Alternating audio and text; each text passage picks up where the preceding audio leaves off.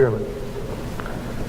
In my part of tonight's non-entertainment, I propose to deal only with moral questions.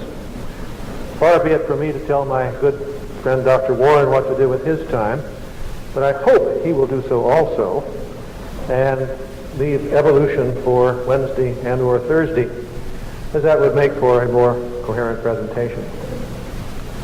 First, one preliminary remark. At my age, I ought to know better than to make unverified attributions, as I found out yet once again after the session last night. My assumption that Dr. Warren had written the proposition we are debating turned out to be false. I simply received it in the mail, signed it, and sent it back, and so I now learn did he. So it was composed by a party or parties unknown. I'm tempted to suggest by the Holy Ghost, but I'm afraid Dr. Warren might tell me that I was blaspheming against him if I did, and I gather that that's a big deal. Well, you have all heard the story of the religious debaters where after some hours one of them exclaimed, "Aha, now I see. Your God is my devil, and my God is your devil." Dr. Warren and I seem to be actually in that situation. Certainly, at any rate, I think devil is a very mild term to apply to any being that would inflict an eternity of torment on any sentient creature. Certainly not an infinitely good one, not a good one at all, to say the very least. And I must insist that in this feeling I'm not without support from many Christians, beginning with the great theologian Origen. Though to be sure, those soft-hearted ones are all heretical. But then also, this is a parenthesis I suspect, is Dr. Warren. If I had time, I'd like to go into the question of whether he has fallen into the semi-Pelagian heresy. But before I expound my argument on this point further, I guess it would be a good thing to deal with some of Dr. Warren's difficulties. And first, his claim that I, being an atheist, am disqualified from asserting that anything is better or worse than anything else. He bases this contention on his view that being wrong or evil is nothing but being a violation of a law. So, no God, no divine law.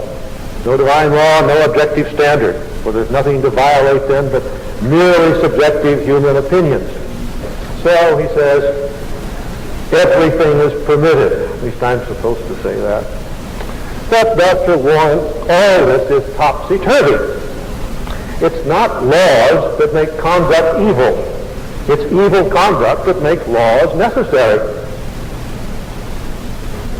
There ought to be a law against it, we say, when we observe some abuse the perpetrator of which goes unpunished. From this commonplace saying, those with ears to hear can pick up a lot of wisdom. The thing is wrong, evil.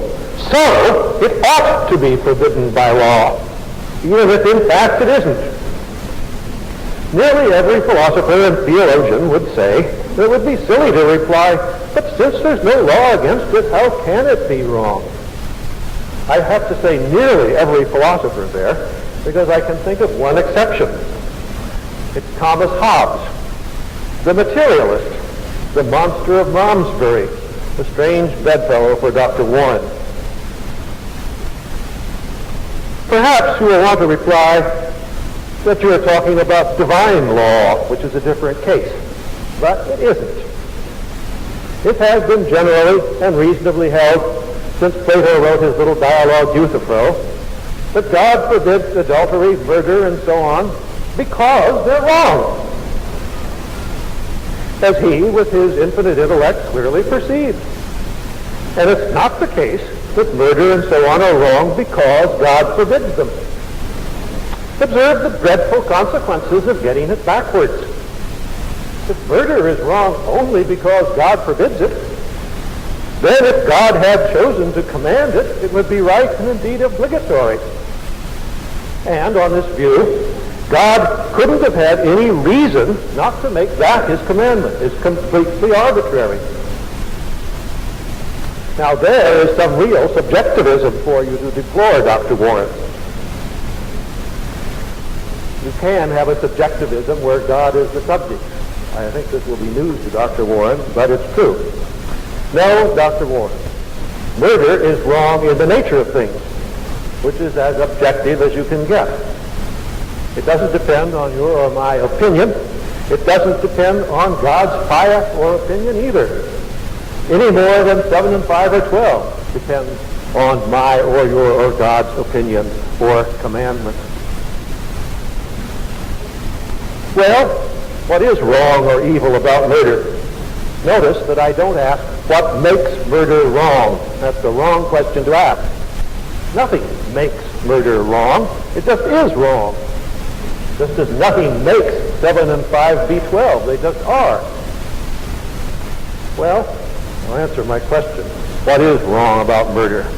Murder, Dr. Warren, is generally unpleasant in itself and tends to lead to further unpleasantness.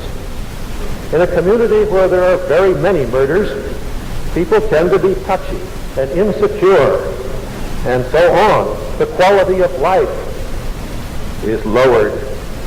Experience has shown that people on the whole will be happier, more productive, etc., if steps are taken to lower the murder rate, ideally to 0.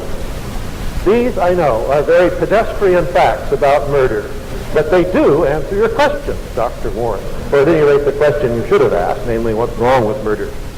And they are facts, and they are facts just as accessible to an atheist as to anyone else. They in no way depend on our beliefs about the origin of the universe or the ancestry of man. To be just a little more highfalutin, the good for man is happiness, and happiness is the realization of the human potentiality for excellence. That is my paraphrase of Aristotle's formula, which is often rendered somewhat mysteriously as activity of the soul in accordance with virtue.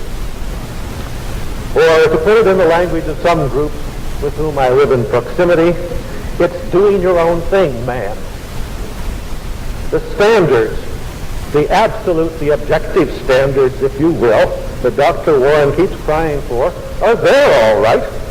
They're within the nature of man, inherent in what he is and can become. Not imposed, forced upon him by some alien being with an infinite carrot in the right hand and an infinite stick in the left.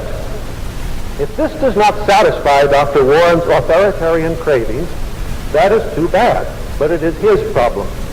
A very real and serious problem. I'm just as concerned for Dr. Warren's spiritual health as he is for mine. And if I cannot help him myself, I can at least put him in touch with those who perhaps can. So I think further suggestions for therapy would be left best to private interchanges between us. Dr. Warren hauls out Hitler and beats me about the head and shoulders with him, just as he lambasted poor Professor Flew. He claims that Flew's and my theological views lead straight to the gas chambers, which, with breathtaking absurdity, he claims we are unable to condemn. Well, Dr. Warren, I think this is bad tactics on your part. The case of Hitler and the Nazis is very instructive. Let's look at it for a moment. Hitler was a bad thing, an appallingly bad thing, as bad as anything in Europe since Pope Innocent VIII, probably. On that, I guess we agreed. But now let's ask, what exactly was bad about him? Was he immoral? Well, yes, certainly. In what sense immoral? In the sense that he, unlike us, thought that mass murder was a good thing, something delightful, something to be done for its own sake. Some people perhaps think that was his trouble, but that's a very superficial view to take. There's no reason to suppose that Hitler took delight in murder per se. It had to be murder of people who, in his eyes, deserved to be murdered. Or to speak more accurately, deserved to be killed. Murder is a crime, unlawful killing. And Hitler's killings were all lawful, which bothers Dr. Warren. Hitler, moreover, had a goal, a purpose, a good in his eyes, to be achieved, a real objective good in his eyes, which he described over and over again, namely the improvement of Germany, and ultimately all Europe and even the whole world, by the elimination of degenerates. No one has ever been more thoroughly convinced than he was that what he was doing was right, objectively, morally right. Now, who were these degenerates who had to be exterminated for the common good? Chiefly, there were three groups: Jews, gypsies, and homosexuals. Negroes also, but as there were few or no black Germans, Hitler didn't get around to them. No one in history ever bethought himself less than he might be mistaken. But he was mistaken. And Dr. Warren will emphatically agree with me on this. But our reasons for saying so will be different. I say Hitler was wrong because he was ignorant and unintelligent. Crafty, yes. Intelligent, no. And fanatical. A malign combination that led, as it always does, to great harm. Hitler made a lot of mistakes. In the first place, he was convinced that the Jews are a degenerate race. But it's not, in fact, the case that the Jews are a degenerate race. For one thing, they're not a race, as has often been pointed out. As a people, they are, by every objective standard known to me of attainment, a distinguished people, numbering among themselves a quite disproportionately high percentage of benefactors of mankind. Nor are homosexuals degenerate as a class. No one would claim that they're a race. They do no harm to anybody, no special harm, I mean. And they, too, number among themselves many ornaments of the human race, from Plato to Francis Bacon to Tchaikovsky and Somerset Maugham. I don't know much about gypsies, but I'm pretty sure they're no worse than the ordinary run of Aryans. All this was certainly pointed out to Hitler many times, but he wouldn't listen. He had a closed mind. He just turned off when such things were said. And when he got power, he prevented their being said anymore at all. He had a mission. He couldn't waste time in futile arguing and looking at evidence. If you want to classify mistakes, then that mistake, which was the principal root of the Hitler evil, was basically an intellectual mistake. Another mistake he made was also basically intellectual. Being a fanatic, he was unable to estimate probabilities in an objective manner. He should at least taken a sheet of paper and drawn a line down the middle, put the heading final solution, and then on one column plus, and on the other minus, and totted up what would be gained and lost, waited for their probabilities. Granted, for the sake of argument, please don't quote me out of context on this, granted for the sake of argument that the extermination of the so-called degenerates would be a good thing, outweighing the evil of their suffering in the process. He should have observed that the evil incident to their extermination would be appalling and certain, whereas the benefits would be far in the future and very uncertain. A rational man then wouldn't do it. But Hitler wasn't rational. And as his great countryman Goethe said, nothing is more terrifying than ignorance in action. To which I might contrast the New Testament saying, blessed are they who have not seen yet have believed. Well, those are some of my reasons. I could go on for judging that what Hitler did was wrong. Notice that I don't derive its wrongness from the violation of any law. What good would that do? Can't you see that it's wrong to round up 6 million Jews and gas them? Do you have to wait to look it up in a law book somewhere? Look in the index under genocide and turn to the proper page, and then, only then, conclude that you oughtn't? Now, let me turn to what Dr. Warren would presumably say. I think it's safe to say that he will claim that the wrongness of Hitler's policy consisted in its being a violation of a law, in this case, the commandment of God. By great good fortune, according to Dr. Warren, the Lord God has prohibited genocide. That is to say, if the Lord had not prohibited it, it would be okay. And if he ordered it, it would be obligatory. But he has forbidden it. Well, where? Dr. Warren is too good a scholar to reply in the 6th commandment. He well knows that that commandment was intended at most to apply within the tribe, and even there with many qualifications. Consider all the crimes for which the death penalty is prescribed by the Lord in his own person. And various of the interminable slaughters, again prescribed directly by the Lord in the course of the conquest of Canaan, look an awful lot like what we now call genocide. I don't know of any mention of gypsies in the Bible, but there's quite a bit about homosexuals in both Testaments and Jews in the New Testament, stating altogether unequivocally that they are irredeemably damned.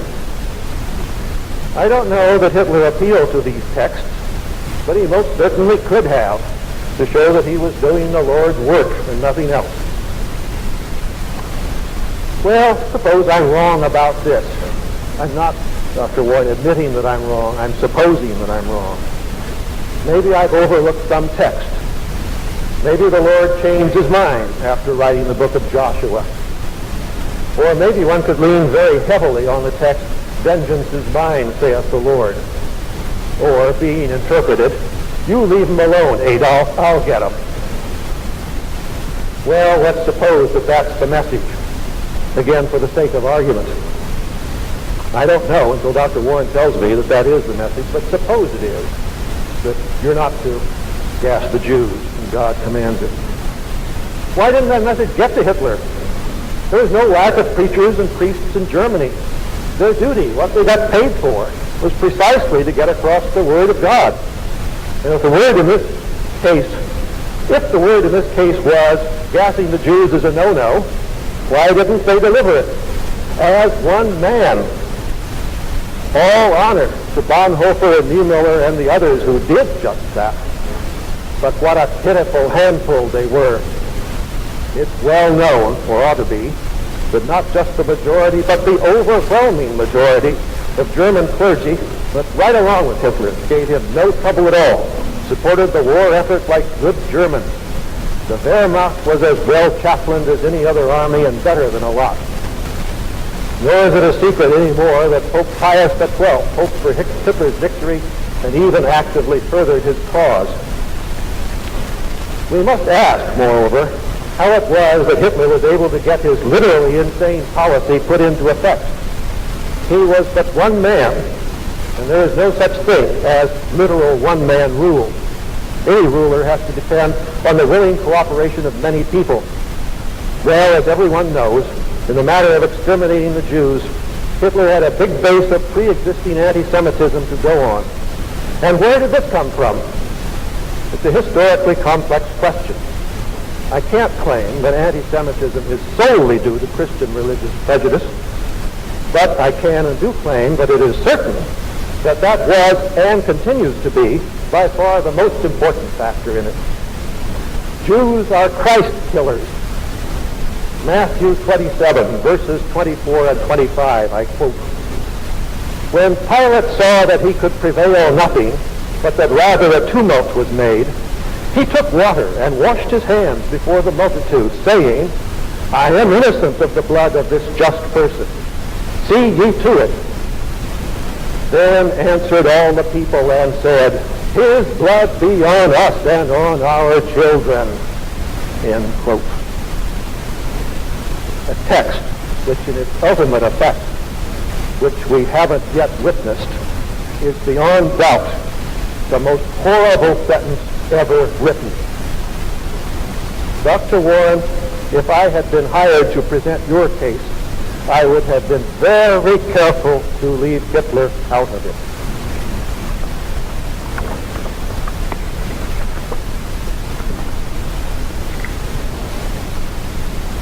Dr. Matson, gentlemen moderators, ladies and gentlemen, I'm very happy to be with you. The first speech of this evening upon my part, and to say that Dr. Matson warmed up to his task a little better tonight than he did last evening, and quite frankly, I'm glad to see that.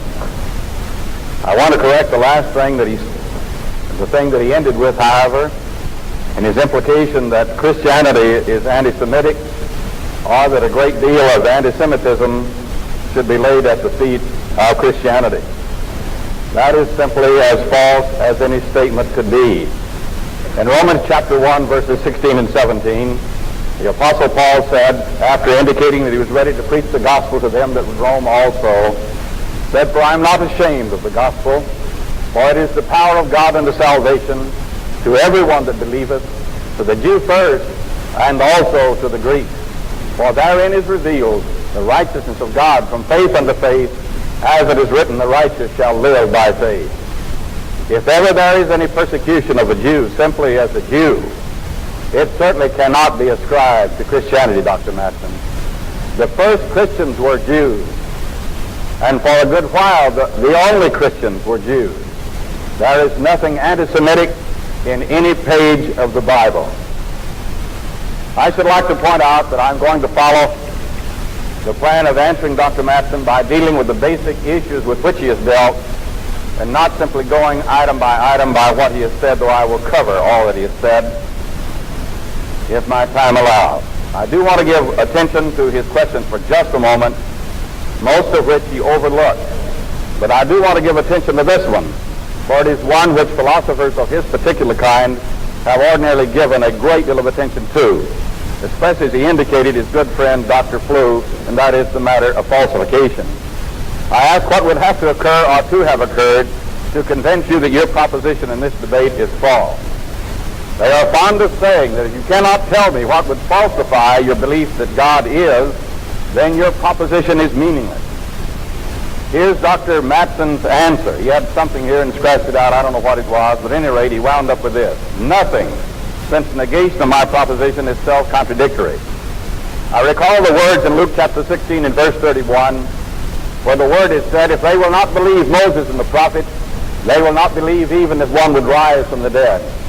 Dr. Matson, consider, suppose you heard a great voice from the sky that said, I am God, and if you will go to a certain cemetery that contains 10,000 graves, at exactly 10 seconds past 10 minutes past 9, I will raise every person in that grave or in that cemetery from the dead. Would that convince you? Tell us the answer to that, and then tell us how it is that it's self-contradictory to have asked you this question. Now we have come to pass to a very interesting thing in this discussion because of the way Dr. Matson has responded. Actually, he has put us in the position of not really debating the proposition which he has signed. At least he has not been willing to do it. His proposition says, I know that God, that is the God of the New Testament, who shall punish some individuals eternally in hell, does not exist. Now he is saying, therefore, there is no possibility that he is wrong about it. But we are not debating that. He is not debating that proposition. He is not giving you an argument, the conclusion of which is, therefore, I know that God does not exist. We are debating whether the infinite good God, I'm following him in this, the infinite good God, who for all Dr. Matson knows, according to his own admission, may exist. We're discussing, following him, whether that good infinite God, who may exist for all he knows, can punish anyone at all. Notice this is the case because of Dr. Matson's position, admissions and denials. And therefore, he is not discussing the proposition which he has signed to discuss. Therefore, this is a very terrible failure upon his part. Secondly, Dr. Matson contradicts himself. He has based what little case he has presented on contradiction, indicating that any position which involves self-contradiction is quite obviously false. And I would agree with that. No one would agree with it any more than I, Dr. Matson, I assure you. But now I want to show you that it is you, not I. It is atheism, not theism, that is involved in self-contradiction. Notice he contradicts himself both as to the infinite good God that he's talked about, that was involved in the flu proposition, which incidentally, Dr. Matson, I have the proof here that the flu proposition was presented to you and you rejected it and demanded some modification of it. In just a little while, as I have time, I will read this correspondence, October 14 and 27 of 1976. And I'd like to have Dr. Matson's book, The Existence of God, if you'd hand that over here to me, please. I'm talking here about the infinite good God, which he said he was talking about in this book. You see, when I said, Dr. Matson, you've got to accept either your proposition or this book, which is a very noted book in the Cornell University series of philosophical work. But Dr. Matson doesn't want to reject this book. So he said, but I didn't talk in this book about the God who's going to punish anybody. I was talking about the infinite good God. But he said, in regard to the flu proposition, I know that God does not exist, that he was not willing to do that. He says, I never claimed to know that. And so now he has rejected that. Let us notice in regard to the infinite good God, in regard to the flu proposition, the God that he claims now to talk about in this book, and in the letters which he wrote to Mr. Gary Ely, that he has both denied and admitted the existence of that infinite good God. First of all, let's look at the fact that he denied the existence of this God by implication. He argued as follows. A, that since God created men, whatever men do, God does. He blames God, you see, for everything that free men do on this earth. He's made that argument. B, if God punishes any man, even Hitler. Remember last evening he said that God could not even give Hitler a brief slap on the wrist for all that he did to the Jews, or else God would be evil. That if God punishes any man, even Hitler, ever so slightly, then God is evil. C, he argued further, but men can punish other men. Men can do it, but not God. And so by implication, since whatever men do, God do, because God created men, and therefore God is responsible for what they do, and God does everything they do, then he's saying, by implication, God can, after all, punish men. But for God to punish men, it's evil. And therefore, he has denied the existence of this so-called infinite good God, because by implication, he now has him evil. So if any evil exists, God does not exist, he argued, and he now, by implication, has held that God is evil, or that evil does exist. Secondly, he admitted the existence of this infinite good God for all he knows. In this book, let's look at chart 4A while we talk about it. He said in this book, a creation out of nothing by an infinite being, if you like, is a hypothesis that cannot be ruled out by the physical evidence presently available. Pages 118 and 119. Then he said, but it can't be confirmed either. When I pointed this and other similar statements out to him last evening, he indicated to him that he was only being modest. Dr. Matson, did you mean by that you didn't really mean it? If you didn't mean it when you said that for all you know, that a creation out of nothing may have been brought into being by an infinite being, did you mean that when you said that it can't be confirmed, that you didn't mean that either? I think it might be interesting if you would write to Cornell University Press and ask them if they would like to have in this eminent series of books a book whose author claims that once in a while he just doesn't mean what he says. And so you have no way of knowing when he means what he says and when he doesn't, when he's just being sort of modest, you understand. And then in the third place, he said, the writer freely admits. I want you to be sure to remember that he admitted that for all he knows, a creation out of nothing by an infinite being, if you like, is a hypothesis that cannot be ruled out by anything he knows. Now, next he said, he, the writer, freely admits and insists on the possibility that he may have overlooked the telling bit of evidence, the absolutely conclusive argument, somewhere along the line, some logical howler may have been committed that invalidates everything. Now that means that he's simply saying that what I have written here may not have proved the case. That's why I said that he has to choose between the propositions which he assigned in this debate and the book that he's written.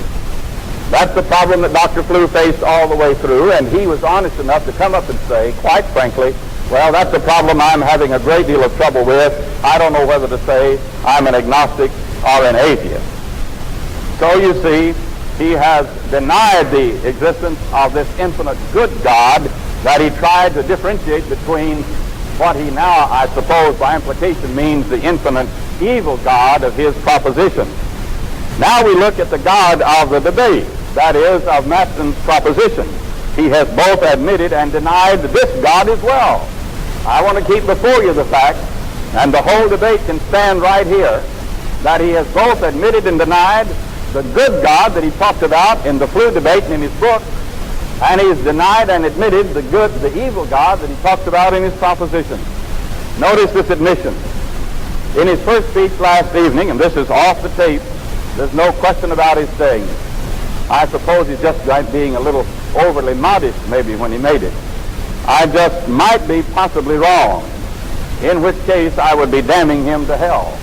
He was talking about that he wasn't out to make converts to the God of his proposition, because he said, if I did, why, I might be damning him to hell.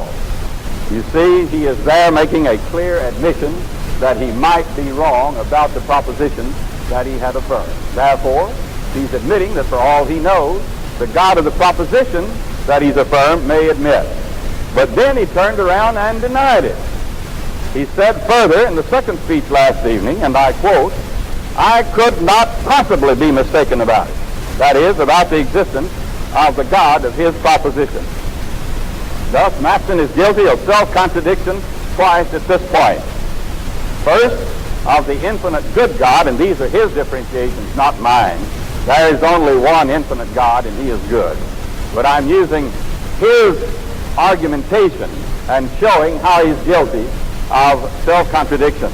And to be guilty of self-contradiction, I agree with my learned colleague, is to be guilty of a false position. The infinite good God, of that he says, he does exist and he does not exist. And the God of his proposition, he says, he does exist and he does not exist. The Matson proposition in this debate, therefore, affirms that God exists and he does not. Therefore, any proposition which affirms that or implies it is itself false. Therefore, the proposition which Matson has affirmed in this proposition or in this debate is false. All right, now note carefully on the will of God. All right, thank you very much. I want to turn now to chart number 84G. The will of God and punishment. You cannot really understand this matter without understanding the will of God as revealed in the Bible.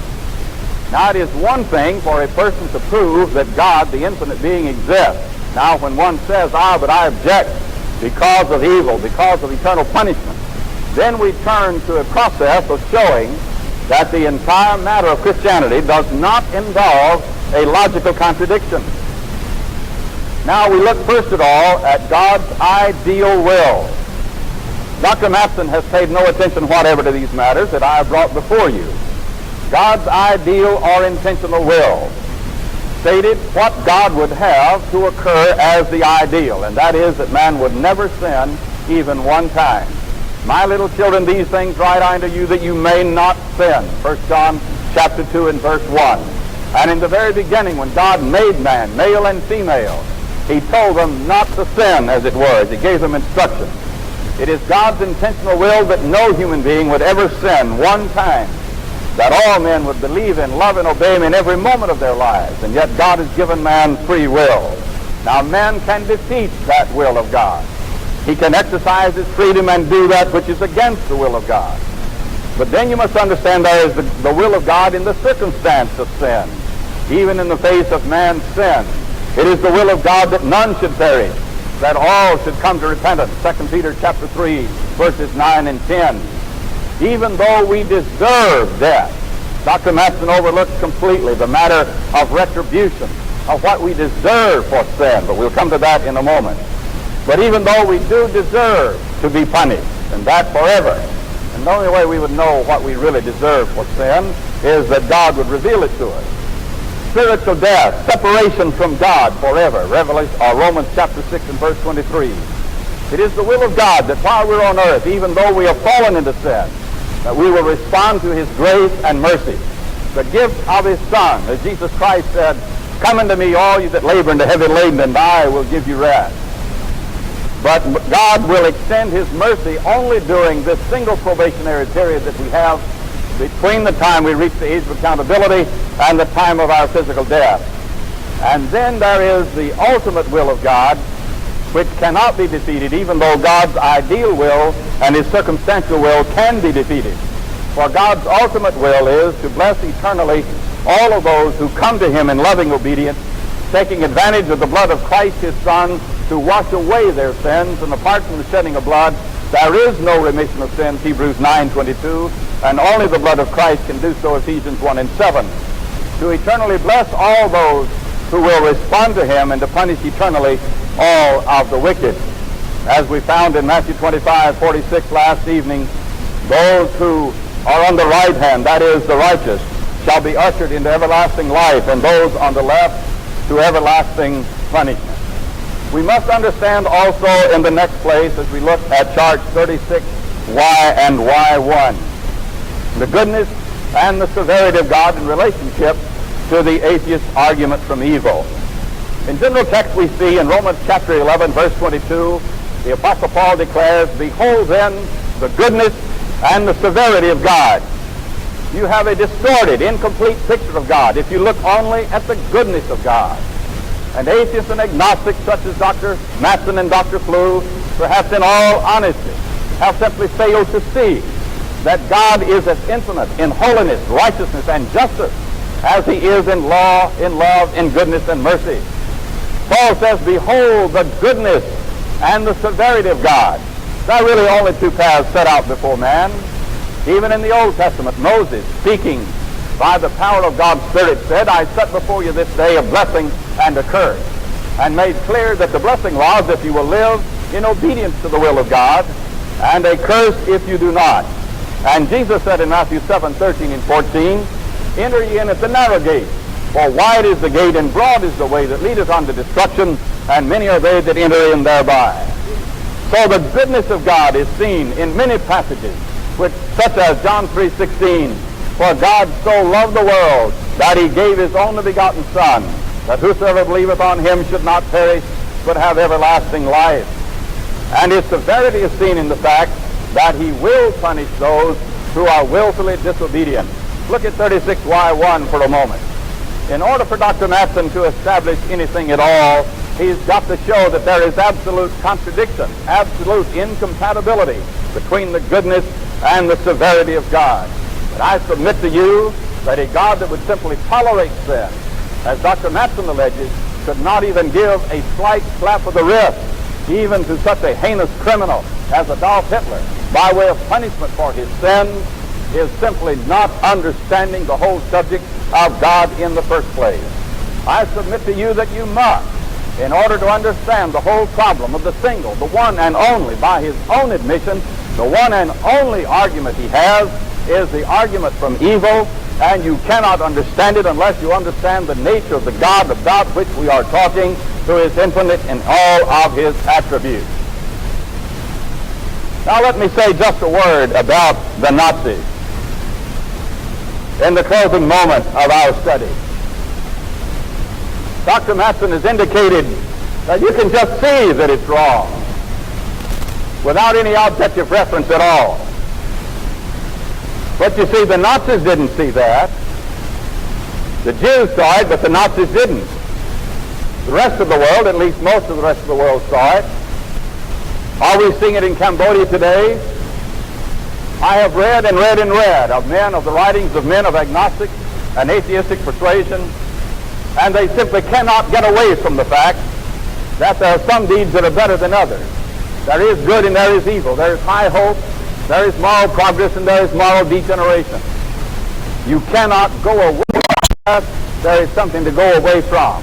There has to be an objective moral reference, and that can be only the ultimate good, who is God.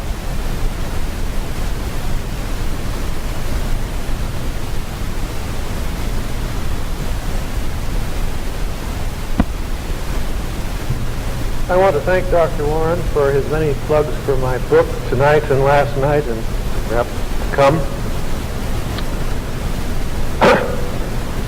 He continually harps, though, on my admission of fallibility, that I might have made a mistake in it somewhere, and this seems to content him. I think if he wants to talk about this subject at all, what he needs to do is show what howlers I did commit, not just keep saying over and over again that I said there might be some. I found that it's terribly dangerous to be undogmatic around Dr. Warren, but I'm afraid I can't change the habits of a lifetime, and I will just have to put up with it. Another thing I would want Dr. Warren to do is not just to keep crying contradiction, contradiction, but to show what proposition contradicts what other one.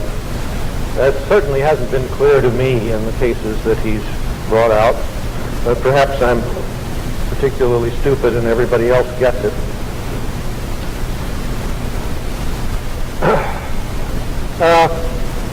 Before I go on with my presentation, I suppose that since they're fairly well in our minds, I ought to take up some of the points that Dr. Warren made just now. I notice he says that Christianity is not and never has been anti-Semitic. Well, we would have to go into history about this, and it would be rather gruesome, so I'll let it pass. Though I'm afraid that it's all too easy to demonstrate the falsity of that assertion. He said furthermore that there's nothing anti-Semitic in any page of the Bible, though. When I had just read you the most anti-Semitic sentence ever written, I think there can be no doubt about it. By anti-Semitic, incidentally, I don't mean racial, I mean religious. So what Paul says about the Jews who are Christians is nothing to the point. He accuses me of being unscientific because I said that nothing would falsify my proposition, and he says that it's a doctrine of the philosophy that I'm supposed to espouse, that if nothing will falsify a proposition, it doesn't mean anything. He's overlooked a very significant exception of what I last night called lazy man's knowledge, or what the logicians call necessary truths, or self-contradictions. To repeat, for I haven't kept count, but it must be the 27th time at least, the proposition I am talking about is that God, and for the definition of God, I use Dr. Warren's definition, namely a being who is supremely good, powerful, and knowing. I know that God of the New Testament, who punishes some souls eternally in hell, does not exist. And my claim is that to say of any being that he is good and that he inflicts eternal torment is to utter a contradiction.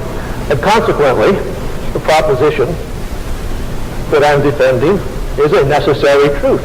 That is, its denial is a self-contradiction. And consequently, no facts are even relevant to determining it. So there's no question about what might happen in the world as having any bearing on this.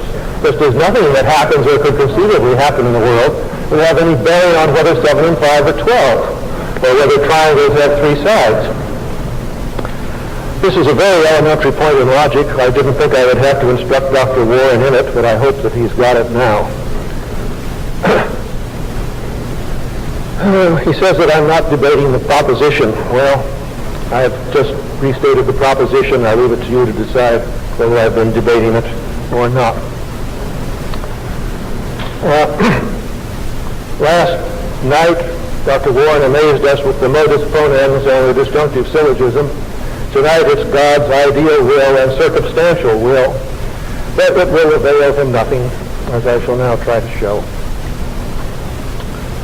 I have shown, and it's no big deal, it's what nearly everybody who has reflected on these matters has always known. I have shown that morals, the question of what's right and what's wrong, morals don't depend on the will and commandment of God any more than the multiplication table does. I might add that if they did, Dr. Warren would have to say that Aristotle, for example, had nothing to say, or wasn't entitled to say anything or something about ethics. Dr. Warren, I say, is a member of the American Philosophical Association, and I suppose one minimum qualification is knowing that the foundational book on ethics is by Aristotle. Okay. In saying that ethics, the questions of what is right and wrong, don't depend on God's commandment, I'm not saying that if there is a good God and he does communicate commandments to us, these might not be very helpful to us. By the way, I better get this too. He did raise this point, I forgot. Dr. Warren continually mixes up what I was arguing about in my book and what I'm arguing about here. I'll make one last attempt to separate them. In my book, I was talking about the question of the existence of an infinitely powerful, knowing, good God. Period.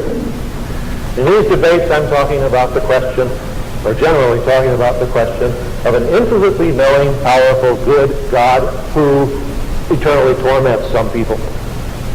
Those are quite different, and they must not be confused. And what I have to say about one does not necessarily apply to the other. I can be, at least I can be agnostic to the extent of refusing to commit myself to use the philosopher's solemn word no about the existence of the infinitely good, powerful, and knowing God. That doesn't follow from that, much less is there any contradiction involved, if I don't put any restrictions at all or any hedges on asserting that I know that this God who torments individuals eternally doesn't exist. By the way, maybe I haven't made this point before, I don't claim not to know that some being who eternally torments souls doesn't exist. At least in this moral argument, I don't. I did give an argument last night which didn't receive much discussion to show that it's impossible because he couldn't torment me at least. But I don't see any impossibility in principle of his tormenting some being that he created for the occasion.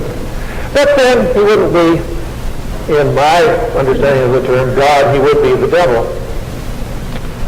Actually, the charge that those who hold an eternity, who hold that God punishes eternally in hell, the charge that these people are devil worshippers was made very early in the history of Christianity. I made a somewhat jocular remark the other night, or last night, or it was intended to be jocular, about Dr. Warren being the devil's advocate, but I'm afraid that I have to remake it and not jocularly this time. All right. Well, let's suppose, for the sake of argument, that there is a good God and he communicates commandments to us. These might be very helpful to us, and I haven't said anything that's incompatible with that. Just as it's helpful to the beginner of arithmetic to have a teacher to correct his problem sets. We're fallible mortals, or at least I am, and I can be wrong about these things, and if there is the infallible teacher to tell me, fine. That's why we have popes. Maybe we have God now too. But this is to be distinguished from the assertion that teacher is what makes the answer right. The arithmetic teacher isn't what makes 7 and 5, 12, though she may tell us that it's 12, it may be news to us. All right, now to get on. If there were a good God, and he wanted us to be moral, we would be moral. It's as simple as that. For God can do anything. But we're not moral, at least not all of us all the time. So God doesn't want us to be moral, at least not all of us all the time. An unappetizing conclusion, but one which the theist has to accept. This is the one that Dr. Warren tries to squirm out of with the ideal will and circumstantial will. But let me go on. Dr. Warren not only made these remarks just now, but he wrote a whole book trying to escape that fate. I'm afraid I will probably not repay the compliment by quoting very extensively, and I certainly haven't any slides from it, but I do want to refer to it. In that book, he points out rightly that omnipotence isn't compromised by inability to make a contradiction true. And he claims that it would involve contradiction to create moral agents who never sinned. But it's a good thing that there should be moral agents, so and so on. That is, since it's a good thing that there should be moral agents, but logically, if there are, they have to sin. Well, God has done the good thing in creating them. I don't have my own slideshow, but I guess this is on one of Dr. Warren's slides somewhere. I'll let him put it on when he wants to. There is evil, Dr. Warren admits in his book. But, he says, it is not evil that there is evil. I shall now show you why he can't squirm out of it this way. The rebuttal is quite simple.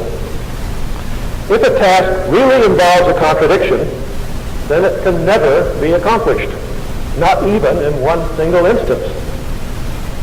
No one can draw even one four-sided triangle. Not even God could. But God has succeeded in creating some moral agents who were pretty good, the saints in heaven at least. Maybe not morally perfect, but that's not the demand. The demand is only that they be on the whole saintly and not give too much trouble. So, the task of creating a good moral agent is not a contradictory task, like drawing a four-sided triangle.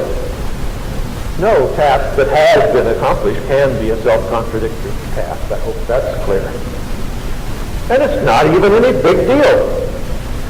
I mentioned the saints in heaven, but there must be dozens of such moral agents right here in this hall at this very moment. But what God can do once or 12 times, he can do any number of times.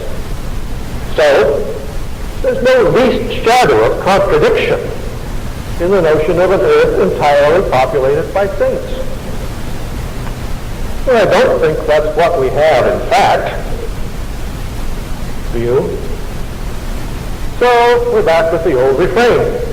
Either he wants to but can't, or he can but doesn't want to. Dr. Warren will say, T.D. has said, but what a moral agent does, he does freely. If God made only saints, they would be bogus. They wouldn't be doing their good works freely, but because they were wound up to, mere robots. This rejoinder is confused in a complex way. I'll try to untangle it. For one thing, I don't think Dr. Warren wants to say that the 12 just men and women in the audience tonight are mere robots. Does he? Let him answer for himself. I don't think he wants to say that the saints in heaven were mere robots. I don't think he wants to say that he's a mere robot. But it's quite possible, because actual, that there should be a free, good, moral agent who is not a robot. So if there can be one, there can be 12. If there's 12, there can be 12 billion. To go on. God, Dr. Warren admits, creates free moral agents. And the actions of free agents are their own. They're not programmed in by God. Okay, let's suppose that's so. But does God know what they're going to do before they do it? Before they're born even? Dr. Warren can't deny that. I don't think he can. I think he's already asserted it in this debate. So God knew in advance that Adam would disobey, freely disobey. And God knew in advance that Judas Iscariot would freely betray his master. What then prevented God from just refraining from creating these bad eggs? Nothing at all, of course. If God is all-knowing, he can review the course of the life of every possible human being before he is created, and then abort the defective prospects. And if he can do this, he morally must do it, for the same kind of reason that builders have to submit their plans to the City Building Commission before they go ahead. God let loose Judas and Hitler on the world. It was in full knowledge of what they would do, and in possession of full power to prevent them from existing at all. So, Dr. Warren, we cannot let you or your God off the hook. And circumstantial will is not going to help the least bit. Dr. Warren says this world is not a place set up to provide fun for all of us all our lives. And I agree with him. Mere fun soon palls. We want to exert ourselves. Happiness, as my mentor Aristotle said, is virtuous activity. We even want to suffer. We're not necessarily masochists or other perverts in wanting to.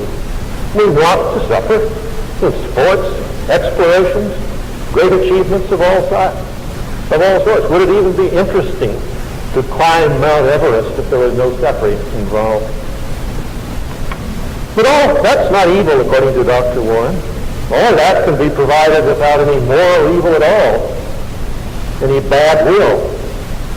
It logically could be provided, and what logic doesn't veto, God can do. Well, what is the world for? According to Dr. Warren, the world is to test souls. He calls it a veil of soul-making, which I must say is a beautiful phrase, but I wonder what it means. God is interested in testing souls. But look at what a strange kind of test it is.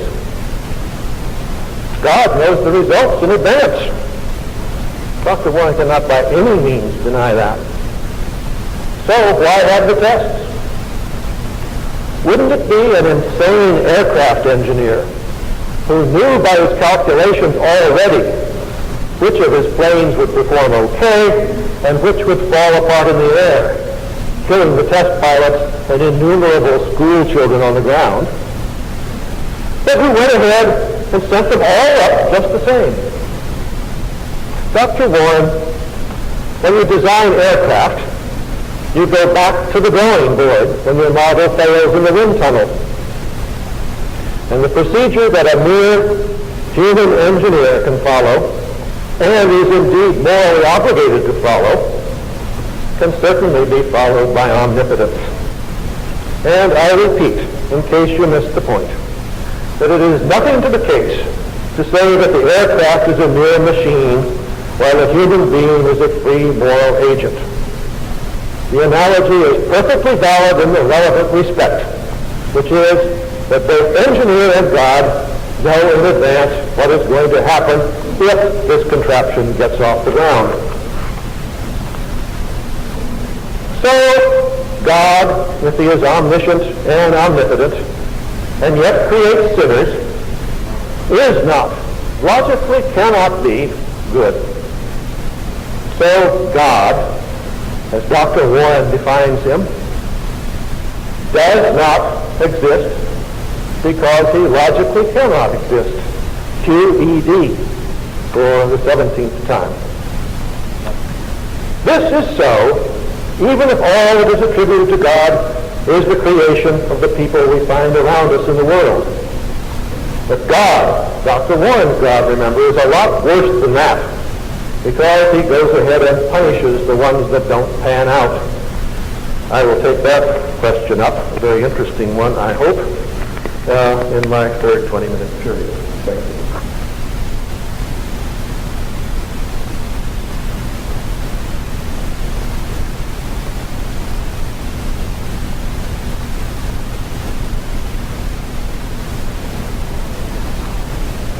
Dr. Matson, gentlemen moderators, ladies and gentlemen, I'm very happy to be before you again for this second speech of the discussion this evening.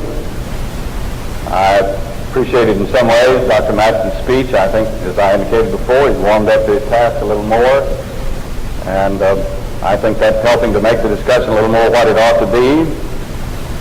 I want to begin with just a point or two here in his speech before I continue along the line of thought that I've arranged to show you that every point that he brings is really a failure to establish the proposition which he's obligated himself to affirm and to prove. He has asked that I give him something in writing that shows these contradictions which I have been claiming. You've noticed that he's claimed time and again that I have been guilty of contradictions, but he's never handed me anything that I'm aware of. I wonder, Dr. Matson, why you insist on seeing it written when you yourself are not supplying anything written, but I'm glad to supply you this written statement from the tape last evening. From your first affirmative, I am not out to make converts. In fact, I'd be a little embarrassed about it because I must remember that after all, I might just possibly be wrong, in which case I'd be damning him to hell, wouldn't I? You notice Dr. Matson said that it's very dangerous to be undogmatic around Dr. Warren. No, it isn't, Dr. Matson. It's just when you sign propositions that say, I know that something's the case, and then you start saying that you don't know it, that it becomes dangerous to be undogmatic. You see, when you sign a proposition that says, I know something, that means that you're saying, I cannot be wrong about it. Now notice what you said in the second speech. That is last evening. I can assert that that being, that is the being of your proposition, does not exist, cannot exist, couldn't possibly exist. I cannot possibly be mistaken about it. On that issue, I'm a complete atheist, and I'm not apologizing, retreating, hedging, waffling, or anything. Is that perfectly clear? So you see, he said he might possibly be wrong about his proposition, and there it is in writing, Dr. Matson. And then he said that he couldn't possibly be wrong about it. Then he said, and here's another contradiction, he said murder is not wrong because it's against any law, and then later he stated the difference between murder and killing is murder is unlawful killing, and there it is in writing, Dr. Matson. Then he keeps telling us that evil is pointless suffering, and some suffering has a point, but he never really gets around to telling us. My friends, we've been subjected to sheer subjectivism. Again and again, the only thing that he says about it is, can't you see that? Can't you just hear Hitler and Himmler saying, why can't you see that this is the thing to do? To destroy the Jews? They have exactly the same sort of reason that Dr. Matson has. That's the one and only thing that he's offered as an alleged support for the proposition which he's given. Can't you just see that it's wrong? Let's look at the proposition that I've indicated, that starting with this 68. I want you to notice here, as the Nazis were accused in the trials following World War II for the heinous crimes that were committed at Auschwitz and Belgium and other places, their defense was this: our society had its own needs and desires. Our society made its own laws based on those needs and desires. Our society commanded us to exterminate the Jews. It would have been wrong for us not to have obeyed. Now you try to condemn us by the law of an alien society, a value system which had nothing to do with the Nazis. Now you can see the devil's advocate tonight is not on the right side of the stand, but on the left, because there is exactly the defense that Dr. Wallace I. Matson has given for his position. Don't you see? You can see that it's right. There is no objective reference. There isn't anything you can refer to say that this fits it. There isn't anything that you can say, I'm going away from it or I'm coming back to it. You just make a cry, can't you see? Here they had their own laws, we needed it, can't you see that it's right? You do not have the right to say that we have done wrong. But notice the prosecutors, the accusers said they appeal to a higher law which rises above the provincial and the transient. In other words, what some nation or some individual may decide is right is simply not the basis. One individual may decide that murder is right, another may decide that it's wrong, one may decide adultery is right, another is wrong. Both can be right given atheism. And you can stay here until 100 years will pass and this man nor any of his colleagues will ever be able to say anything to the contrary to show that he is not guilty of mere subjectivism, that and nothing else. Subjectivism implies a logical contradiction. The Nazis could say they're right, the communists can say they're right, anyone who opposes them say they're right, and cry, can't you see that it's right? You can see that, but no basis whatever given for it, no objective standard or reference. All right, that takes care of what he has said along that line. Dr. Matson, as you said, let's don't hear any more about that.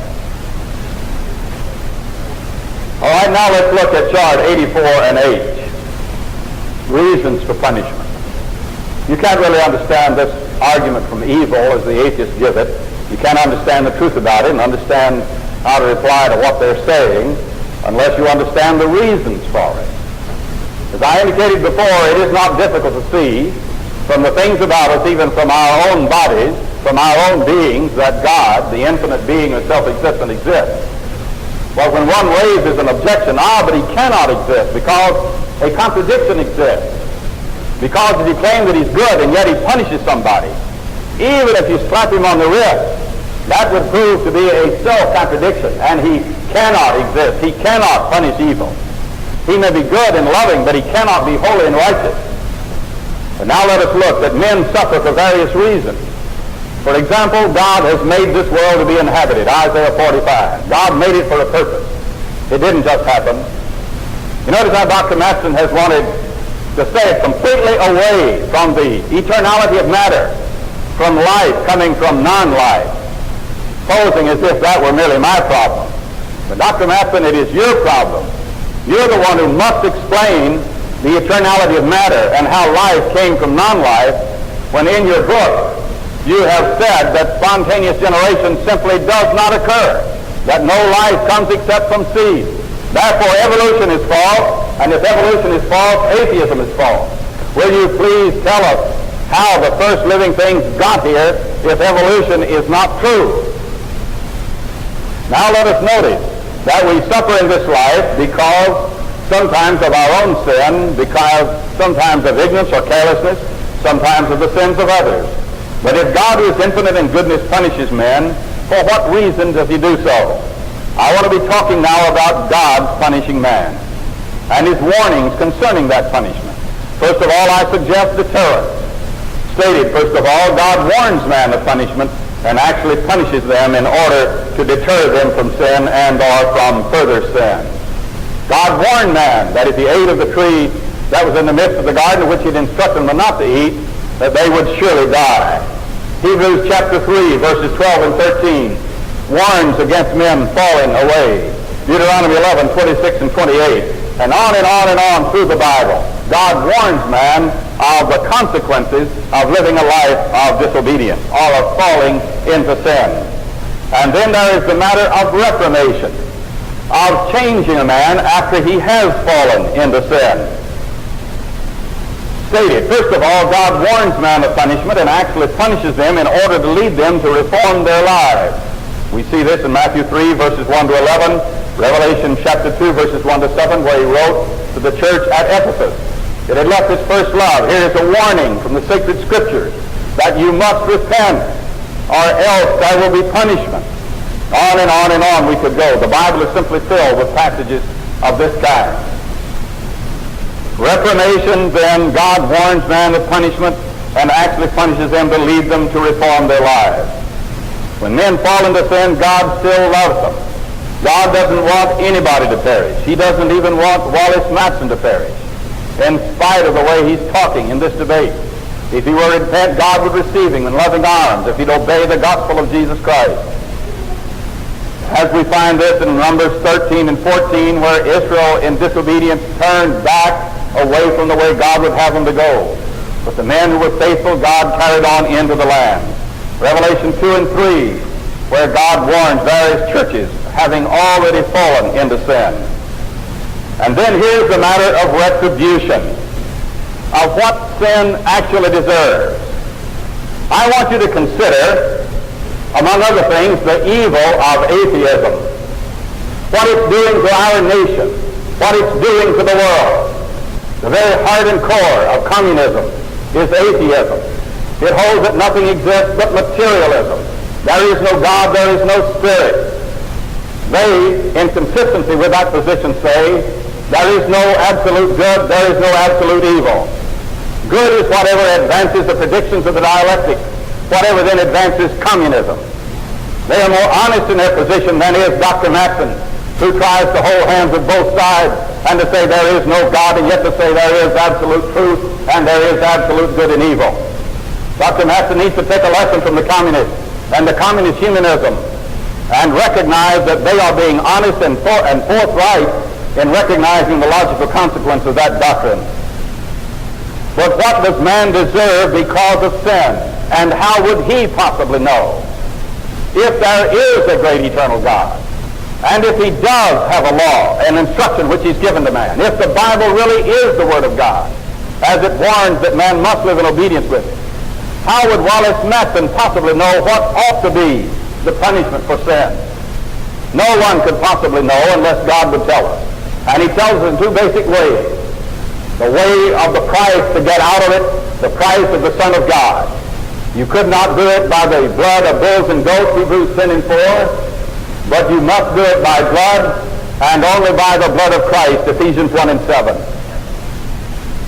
You can know the heinousness of sin by knowing the price it takes to get out of it, and what will be the punishment if you live and die in it.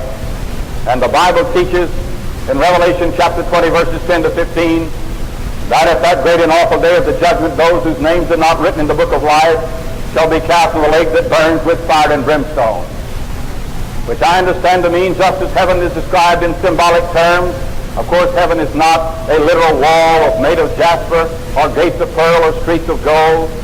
This is God's way of letting us know it's wonderful beyond our imagination to really grasp fully. But we can strive in that direction. And the description of hell is to let us know that to be separated from God in everything that's good is a terrible loss. It's to help us to know of the intensity of the suffering and to let us know that we've come face to face, that we now deserve what we have gotten. Punishment, to have any real effect, must have at its very bottom fundamental aspect, retribution, even in our punishment of criminals. If they cannot come face to face with the realization that they have done wrong, that what's happening to them is what they deserve, we today, in recognizing what the Bible teaches, need to come to see that what we deserve as we live our lives in disobedience, as free men and women who can make up our mind whether we will or will not follow and serve God, that we will deserve what we will receive. Dr. Matson talked a moment ago about my book of Atheists Prove There Is No God. I intend to get into that in some detail in just a moment. But I want to say to you now that what he has been trying to say is that God, that I said in the book that if there is freedom, there must be sin. I said no such thing. I said if there is freedom, there must be the possibility of sin. And you cannot guarantee a free man that he will not sin. If you guarantee him that he will not sin, you are saying in effect that he is free and not free. But we live in this world free. Wallace Matson is free to come here. He's free to make up his own mind about the evidence for God, to reject God and not to reject him. But now I want to go into the details of the response, the biblical Christian response to the argument from evil, which is all he has talked about. And all that he's had to say, it is the one and only argument that he has, and punishment is simply a phase of that. Let us look at chart 36U, the basic affirmation of theism in regard to the problem of evil. Dr. Matson, I invite you to address yourself to the book, Have Atheists Prove There Is No God? I will stand behind its basic teaching. That's what I'm going to be talking about now for the time. The basic affirmation of theism in the light of Bible teaching is this, in regard to response to your argument from evil. It is erroneous to conclude, as do atheists, that the existence of evil in this world or for punishment after this life is over. It is false to conclude that this proves that God does not exist. This is the case because the concepts which are involved in the basic propositions of theism can be so interpreted and so explained or explicated as to avoid having to accept either a weakened version of theism, that is a finite God, as some thinkers have done, or secondly, the view that the conjunction of the basic propositions of theism necessarily involves a logical contradiction. That I deny with all of my being, and I know that you know, if you can see anything, as Dr. Matson says, that he has not proved that to be the case. Let's look at the positive element of the basic affirmation of theism. Chart 36U1A. Stated, the concepts involved in the basic propositions of Christian theism can be so interpreted and so explicated as to avoid having to accept the view that the conjunction of the basic propositions of theism necessarily involves a logical contradiction.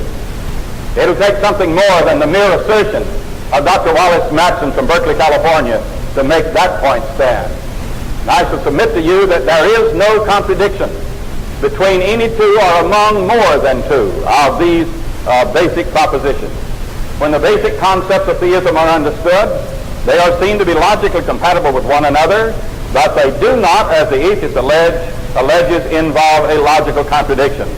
The atheist cannot show that any of the propositions which are basic to theism contradict one another. Let's look at the bare bones of the atheistic argument on evil. When all is said and done and all the fancy talk has been done, here is what he says. If evil exists, including punishment, even a slap on the wrist for Hitler, if that exists, then God does not exist. He then says evil exists and concludes that God does not exist. I submit to you that the first proposition is false. The second is true, and the conclusion is false. Any proposition is unsound which has a false proposition, and this one does. Let's look now at the propositions which are pertinent to this problem. Now, understanding these will help you to understand the whole problem upon which Dr. Matson has based his case. I'm just going to read these, and then I want Dr. Matson to take them up and tell us which ones of these he believes is true and which one is not. Which ones contradict the other? Proposition W1, God is omnipotent. God is infinite in power. Proposition W2, God is perfect in goodness. Proposition W2A, God is omniscient. He is all-knowing. He knows all that is possible to know. Proposition W2B, God is perfect in justice. Proposition W3, evil exists. I admit that. I not only admit it, I insist that it's so. The Bible declares that it is. Proposition W3A, sin, that which contradicts man's sonship to God and his brotherhood to man, that which contradicts the will of God as revealed in the Scriptures, is the only intrinsic evil. It is not that there is a law above God, that God simply then, under that law, tells us what it must do, or what that law says. Nor is it the case that God arbitrarily says, you do this or that. But God is ultimate goodness. And this goodness flows from the very nature of God. The kind of dilemma that the atheist poses for us is simply false. Proposition W3B, it is not evil that there is evil. Dr. Matson tried to make something of this a little moment ago. What I mean by that statement is this: it is not evil that God created and that he put a man and a woman on this earth with free will. When he formed man of the dust of the earth and gave him woman whom he had created to be his perfect companion, and said, of every tree of the garden thou mayest freely eat. Notice, he's giving a choice. But of the tree of the knowledge of good and evil thou shalt not eat of it, for in the day that thou eatest thereof thou shalt surely die. Notice, God is the creator, and Dr. Matson has admitted that for all he knows, creation may have come out of nothing by an infinite being. Here is this infinite being is saying, here is this instruction. He therefore makes clear they are free to obey him or not to obey him. He then warns them, for in the day that thou eatest thereof thou shalt surely die. But here we have not merely the devil's advocate, but a man who claims to be God in the text. Oh no, God, you cannot do that. You will be evil if you say, if you will disobey me, you shall die. It is not evil that there is evil in the sense that it's not evil that God created the world, created man free, woman free, each of us to make up our own mind what we do, and therefore the situation that allows evil to occur, it is not evil that God has done it. Think of the presumption of this man to sit in judgment upon God. He needs to read the book of Job in the Old Testament where God warns men of what will be the result of such sort of action.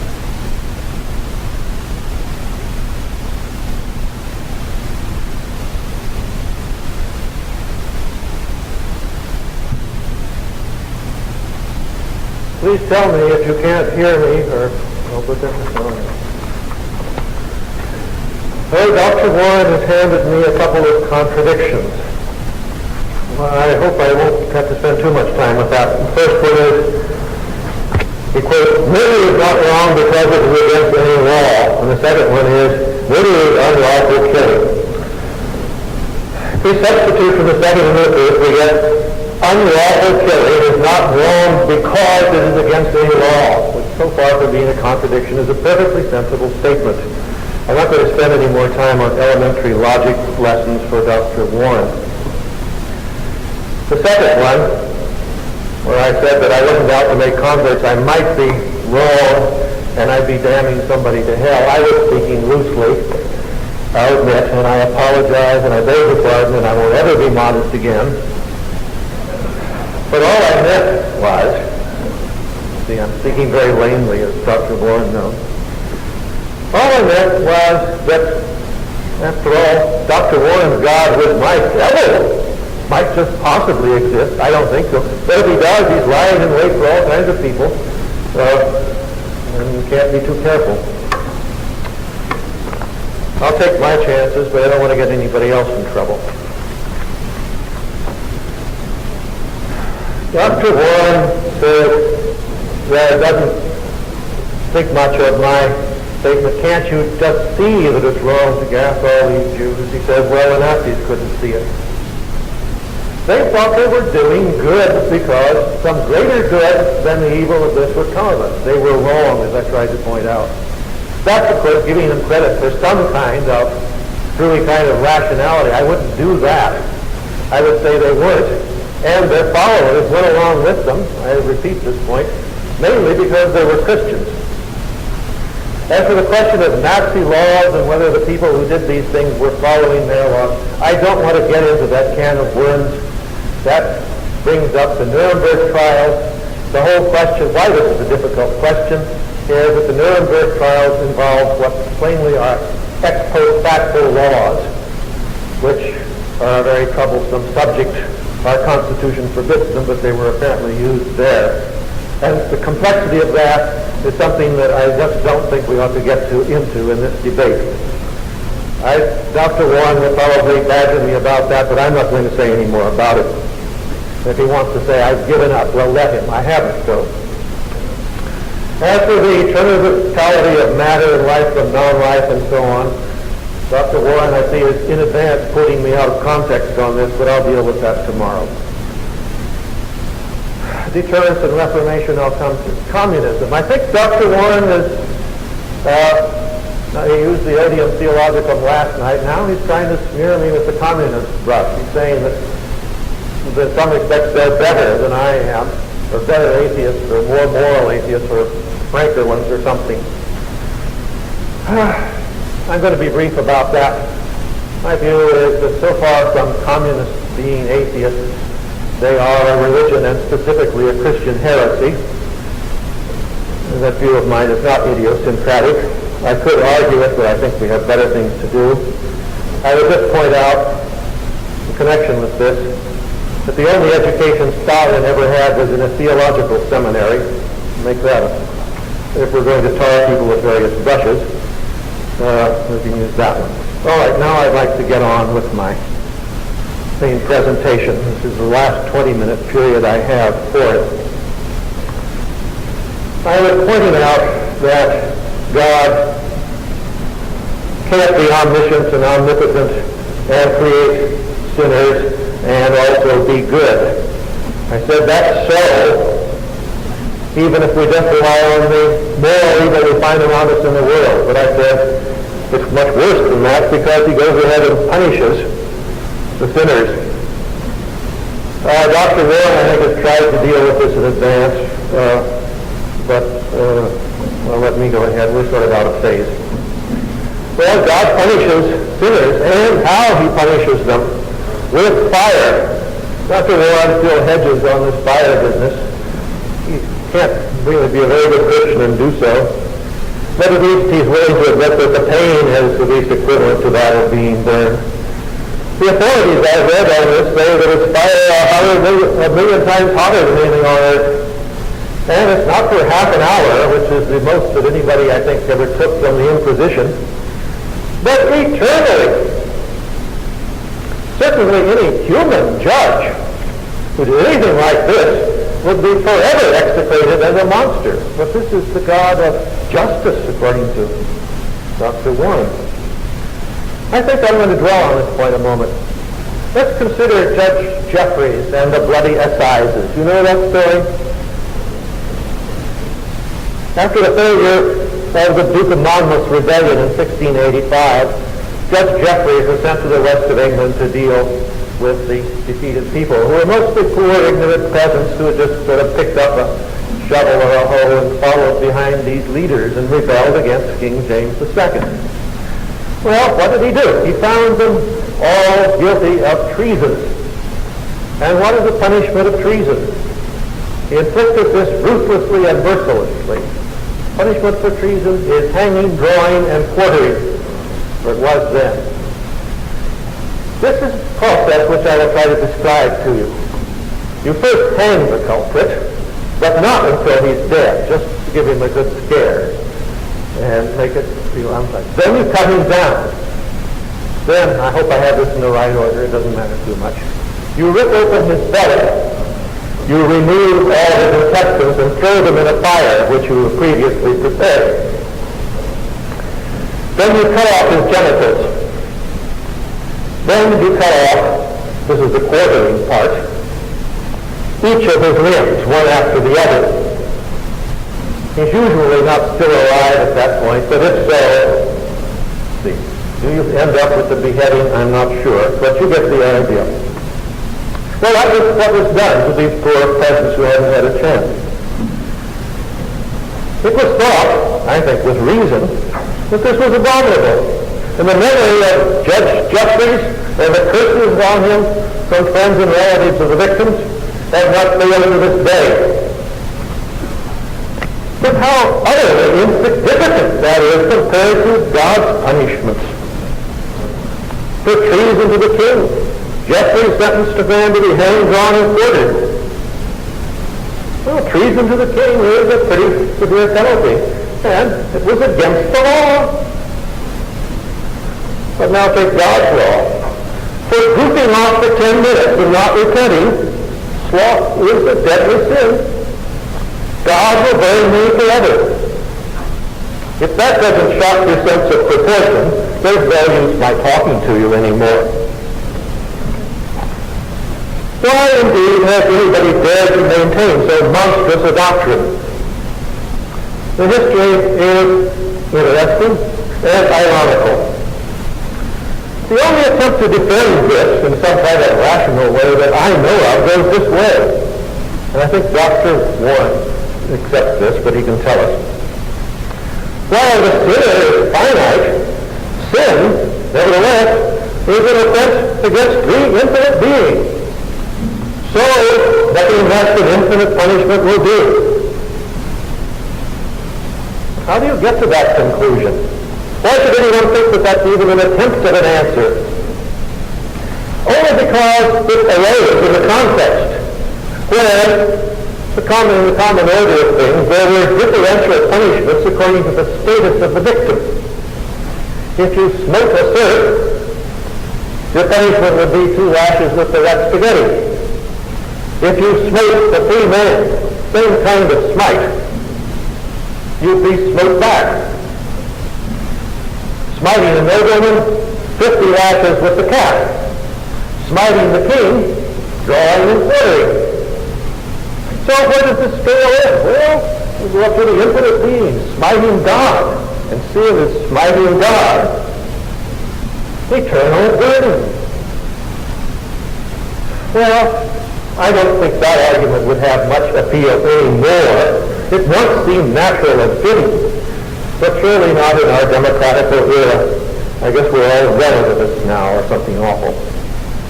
The irony that I thought about, though, comes in when we reflect that this all depends, this idea of the punishment for sin, it all depends on a doctrine, namely this differential punishment for sin offense.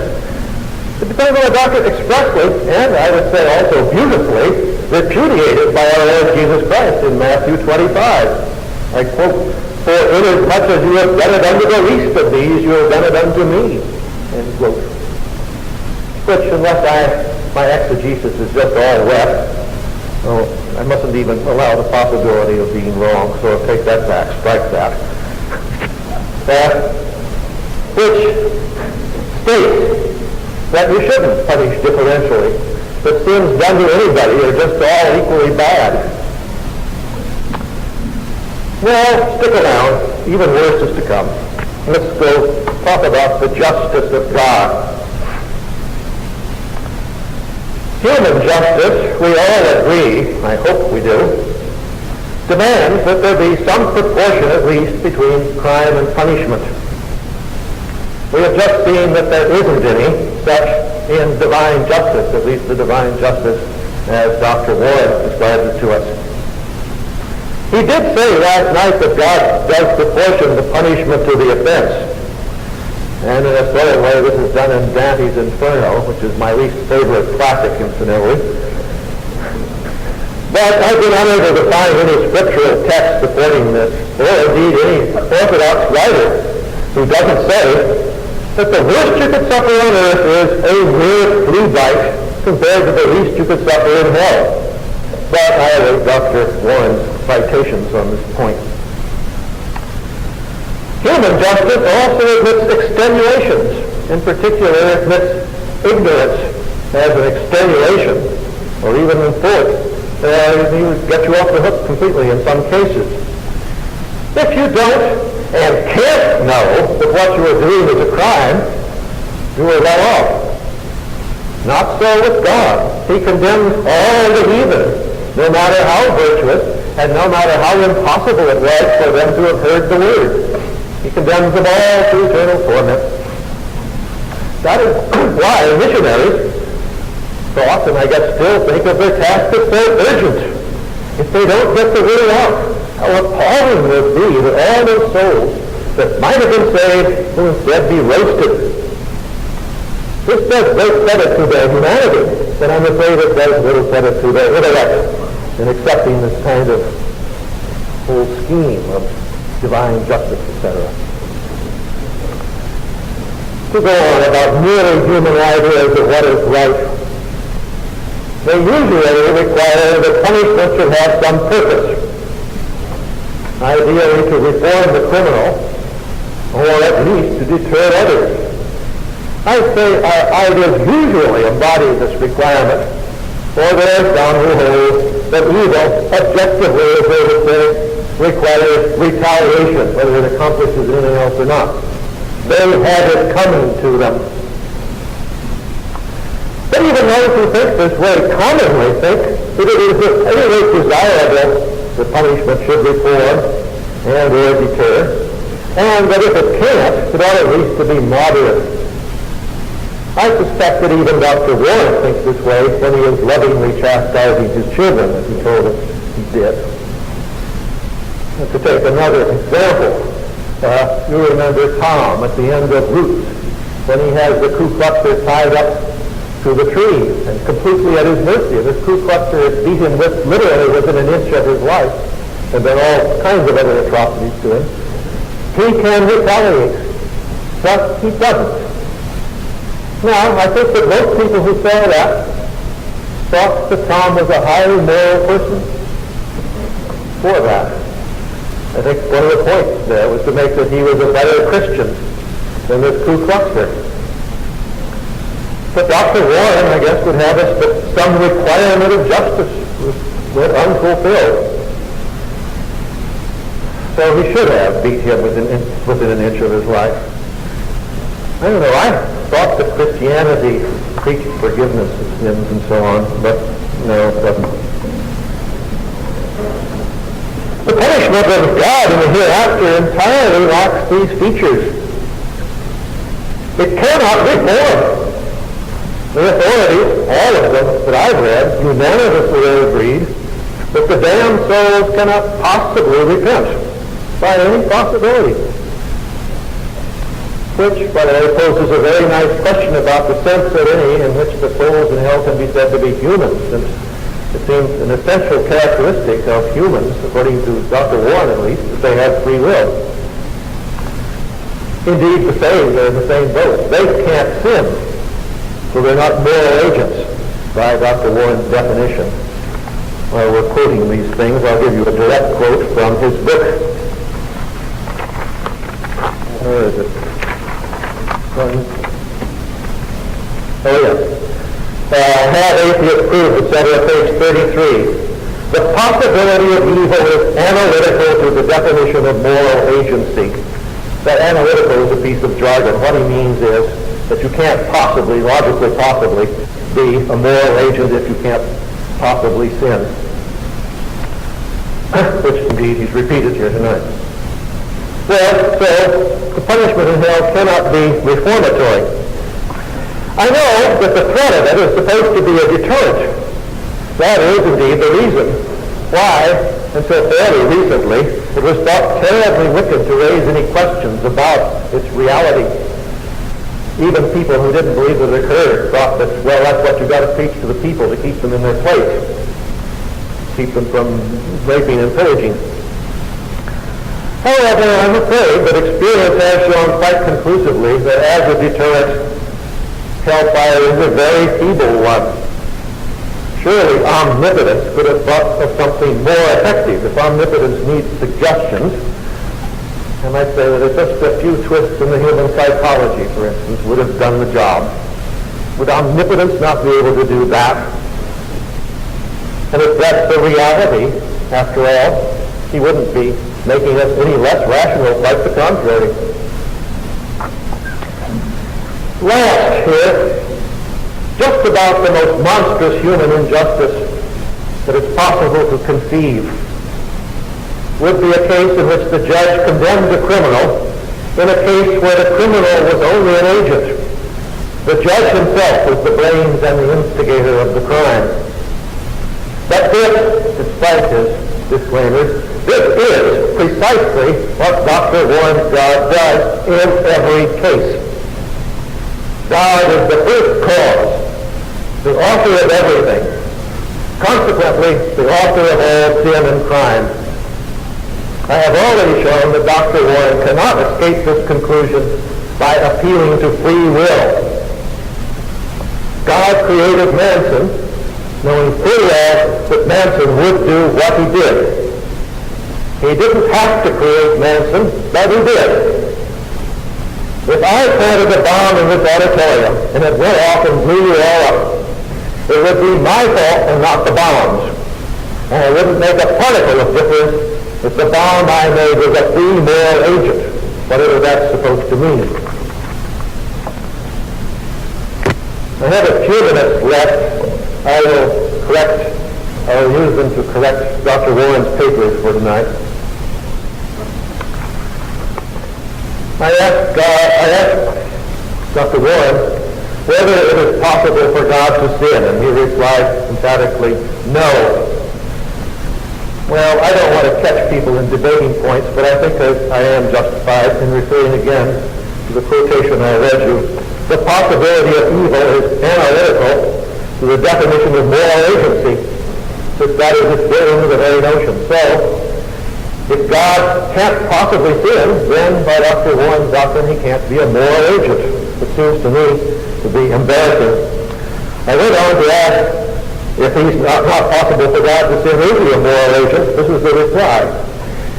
Dr. Warren's reply. He acts only according to his own nature, omnipotent, benevolent, which you will notice is not responsive to the question, which could be answered with a simple yes or no. I asked further, if he is not a moral agent, does it make sense to call him good, benevolent, and so on? The response is, in the sense that he always does good, he is a moral agent. Well, then, this is redefining moral agent. So somebody who always did good, surely being God or being a human being has nothing to do with it, someone who always did good could, after all, be a moral agent. So, these robots can be moral agents as long as they always do good, can't they? If Dr. Warren wants contradictions, there's one for him to mull for a moment.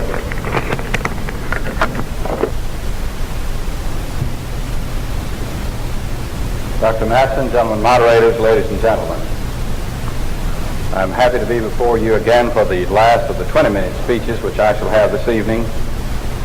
And before I take up again with Dr. Matson's speech and continue with the matter in which I was dealing with at the close of the last speech, which I had before you on chart 36U2, I want to put before you 36X, chart 36X. Does the atheist hold that these actions are really objectively evil? It was really a strange thing to me to hear Dr. Matson claim that the communists were not atheists. It is at the very heart and core of their doctrine. It seems to me that a mere tyro, a student on communism, would know that they deny that a God exists.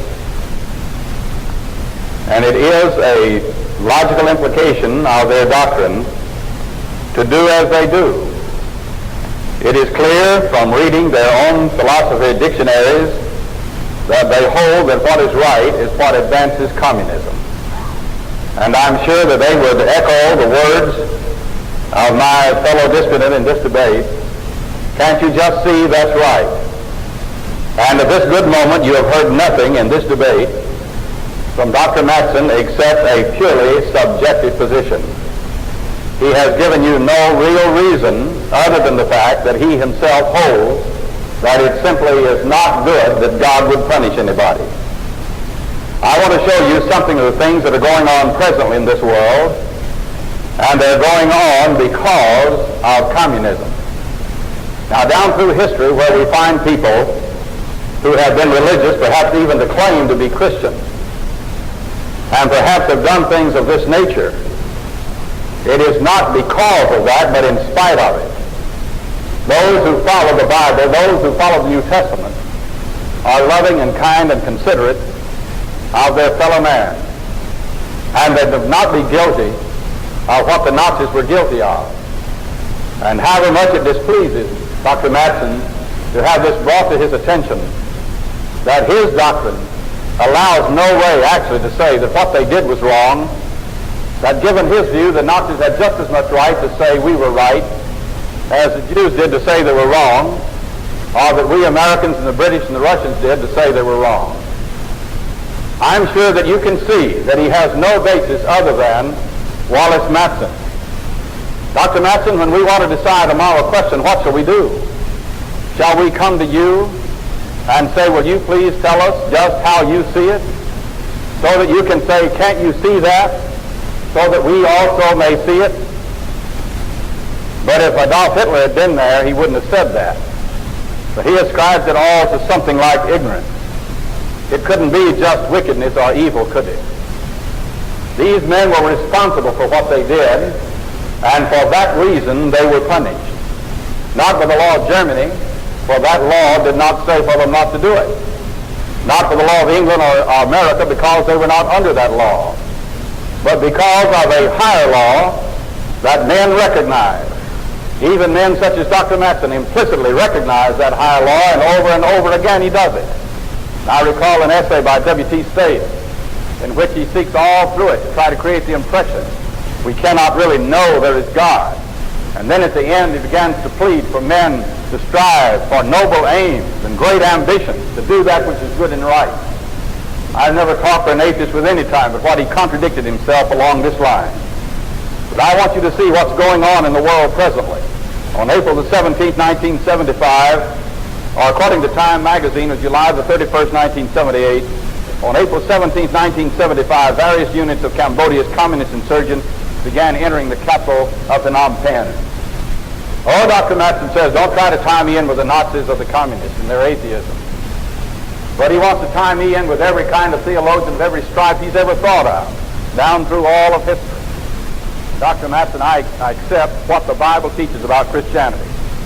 Surely you're scholar enough to know and demand of your students that they go back to the original sources in trying to write a paper. And I insist that when you're talking about Christianity, you go to the Bible itself and not some theologian, not even one as eminent and well known as Thomas Aquinas. Here we have atheism recognizing its logical import. After a few hours, the communists began to drive the 3 million inhabitants to abandon the city. All the inhabitants, including old and young, the well and sick, the dying, the maimed, the pregnant, and so forth, were herded out at gunpoint, stumbling, falling, and so forth, onto the streets and highways which led out of the city and into the countryside. And what is the message of Jesus Christ? Pure religion and undefiled before God and the Father is this: to visit the widows and orphans in their affliction, and to keep oneself unspotted from the world. But the doctrine of this man, Dr. Matson, is exemplified in the actions of these communists when they recognize that man is nothing but a blob of matter, a very complex and organized blob of matter. But he has argued in this debate that man is nothing but the functions of the human body, And when that is gone, that person is gone. Here is atheism at its very worst, at its best in a way, because it's acting in harmony with its viewpoint. All the inhabitants of the city herded out. Sick people were pushed in their beds with IV bottles still attached to the bed frames along the roads into the countryside. In some hospitals, doctors were forced to abandon their patients while operating on them. Thousands died along the road. Some died from loss of blood. Some died from exhaustion. Some were executed. Usually the execution, so time reported, was because of refusal to obey some Khmer Rouge order quickly enough. Now, friends, I'm telling you what is in harmony with this man's doctrine. Whereas in talking about these things of torture, he was talking about something to which I am opposed as strongly as anybody on this earth ever was. But this is in harmony with the doctrine of Dr. Wallace Matson. Phnom Penh was not the only city in Cambodia thus affected. Time reported that the entire urban population of Cambodia, some 4 million people, were forced out on similar journeys. And let me tell you, my friends, that the educational system of this nation, both the elementary, high school, as well as the college university level, are being taken over by men of the persuasion of this man. Not all of them, but the basic thrust of the school system in America is now being dominated by evolutionary theory, which implies evolution. Atheism implies evolution. Therefore, ethical relativity is the absolute result of that. That's why I've kept before you that atheism implies subjectivity, and subjectivity implies the logical contradiction in morality. But a logical contradiction is false any and everywhere. Therefore, subjectivity is false, and therefore atheism is false. But this is why these men, as they come into this city, holding there is no God, that there is no life after death, that there is really nothing worth more than anything else in the final analysis when you look at the import of the doctrine of atheism, they are now acting in harmony with that doctrine. Those who survived, so time reported, were put to work on 16 to 17-hour days planting rice and building new irrigation systems. Many then died from dysentery or malaria, others from malnutrition. They were forced to try to survive on a condensed milk can of rice every 2 days. Incidentally, let me stop here and say something about the point that Dr. Matson intimated a moment ago, that Stalin's only education was in the seminary. Dr. Matson, were you so dishonestly trying to imply that Joseph Stalin was a follower of Jesus Christ rather than of Karl Marx? That is one of the most gross misrepresentations that I have ever heard in all of my life. Karl Marx was really the father of the thinking of Joseph Stalin, and it was why he was willing to murder, according to records which have been published, millions in that nation of his own people, as well as Mao Zedong in China.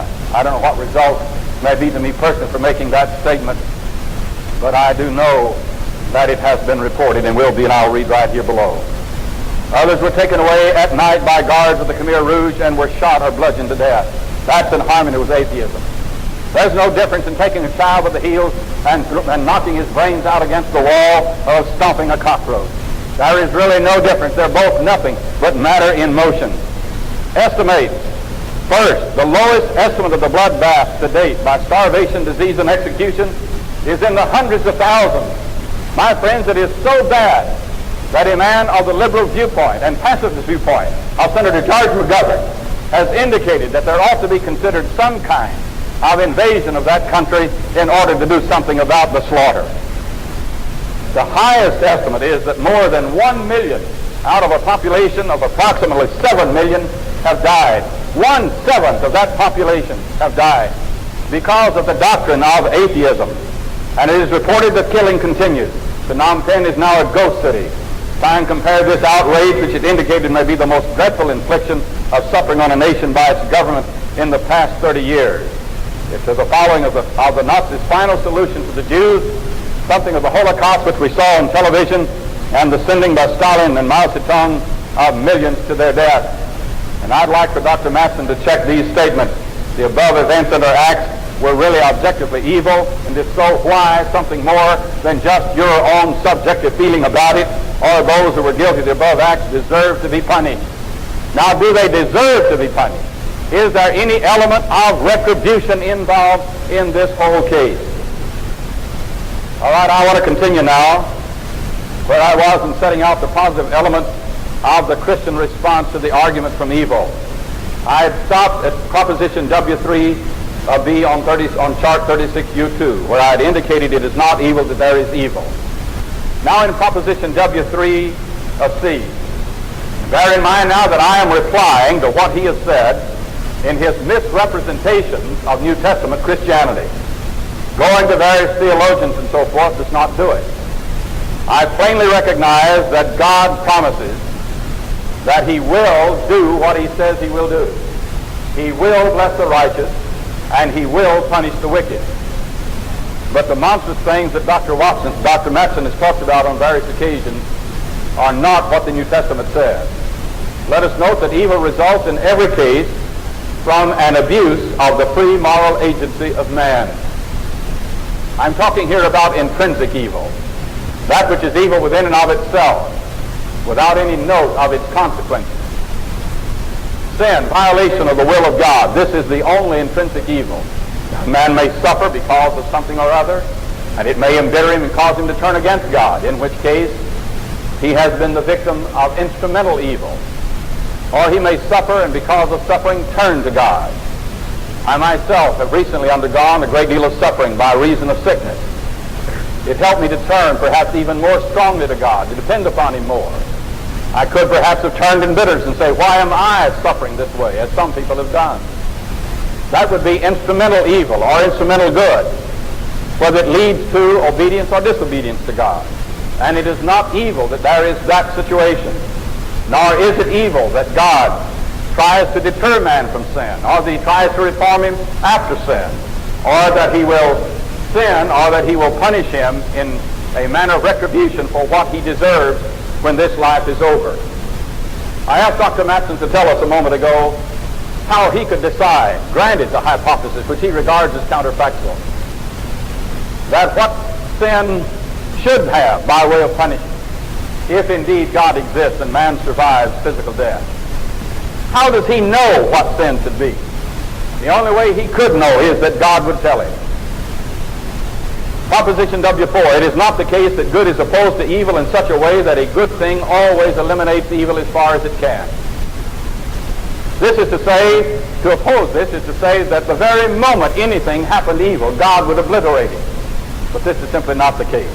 God can be good and allow man to be free and operate freely, and to do wrong and even to blaspheme, to say things against God, to murder, to rape, to lie, to steal. God is not willing that any should perish, but is long-suffering to you. We're not willing that any should perish, but that all should come to repentance. Proposition W5, it is not the case that there are no limits to what an omnipotent thing can do. It is perhaps better to simply say that there are some things which are not subject to accomplishment. God can do whatever is subject to accomplishment, but he will do only what is according to his will. But some things cannot be done. Proposition W6, it is not the case that a good omnipotent being eliminates evil completely. God allows the world to continue with man with freedom. And therefore there is intrinsic evil, there is instrumental evil. Proposition W7, a good omnipotent thing exists. This is God. I emphasize this because it's a thing that atheists try to use to bring about a contradiction by holding that if a good omnipotent thing exists and evil exists, then there is contradiction. All that Dr. Matson has said comes down to those two statements. He is claiming a contradiction in those two statements. Proposition W8, it is not the case that there is a logical contradiction in the conjunction of Proposition W7 and Proposition W3.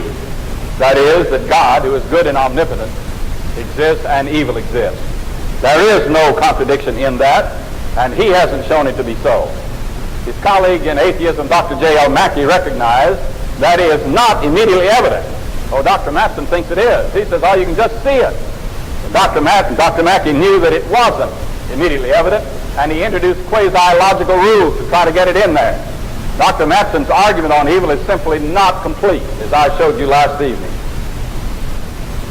It is not the case, or in Proposition W9, this world is as good as any possible world for the purpose God had in creating it.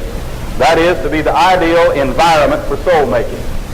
It had to be a situation in which man could possibly have a tug or a persuasion toward God, that there would be evidence that could convince him that God is, that there could be a situation in which he could turn away from God. Otherwise, there would not be this real freedom. And this world is that ideal situation. I'm sorry I do not have the time to go into the details of it. In my book, to which Dr. Matson referred, I've given a great deal of detailed analysis of this matter, and it is an important matter. Proposition W10, every instance of human suffering results from some condition or conditions which was necessary to provide man with the ideal environment of soul-making. The fact that we suffer in this world simply means that we are involved in a situation that God has given us. He created the world to be inhabited for a certain reason. Atheists object because the world doesn't fit the purpose they have in mind. They demand that earth be heaven, that it be a hedonic paradise. But earth is not heaven. This earth is not our home. As the Bible indicates in Hebrews 11, the wisdom of Sarah and Abraham, they dwelt in this earth as pilgrims, regarding themselves as merely passing through, looking for the city which hath the foundations, whose builder and maker is God. This earth is not heaven. It is a place to provide man with the one and only probationary period which he will ever have, to make up his mind what he will do about God. Dr. Matson said he's already made up his mind what he's going to do about it, and he'll take his chances.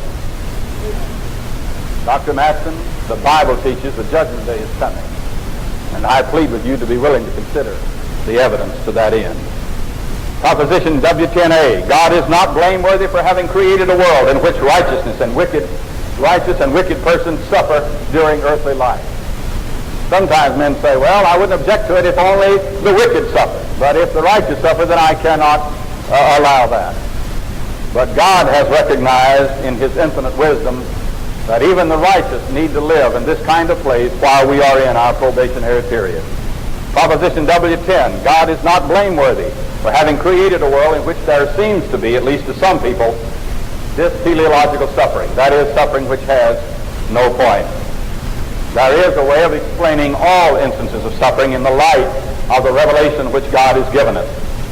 Proposition W11, every instance of animal pain results from some condition or conditions which was necessary to providing man with the ideal environment of soul-making. Even animal life has its place in this total picture. Proposition W12, every instance of natural calamity, tornadoes, earthquakes, and so forth. Dr. Matson calls these things evil, but they are not evil. They result from some condition which was necessary to providing man with the ideal environment of soul-making. We live in a situation in which we realize our lives are in danger. We were thrilled by the shot to the moon because we realized those men were in danger. There's been absolutely no way they could have been hurt in any fashion. We would not have been thrilled by it. We realize every day we live, in some way or other, we may lose our lives. And so we walk, as it were, on the edge of eternity. And the Bible warns us in James chapter 4, verses 13 to 17. For what is your life? It is like a vapor that appears for the time, like a puff of smoke, and then vanishes away. Proposition W13, man's earthly life is a probationary period, that is, during which his fate in eternity is settled, and it is his only probationary period. Proposition W14, man is immortal. That is, man will live on after physical death in a non-probationary period which is non-ending.